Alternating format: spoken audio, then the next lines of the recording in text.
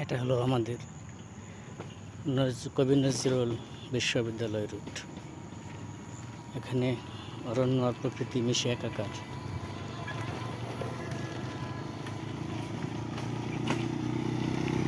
বদলি লগ্নে পরিবেশটা আরও মনোমুগ্ধকর হয়ে ওঠে।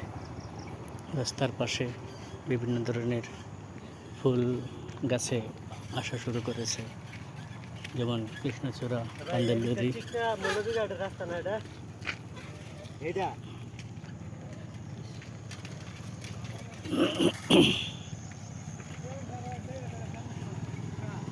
অনেক সুন্দর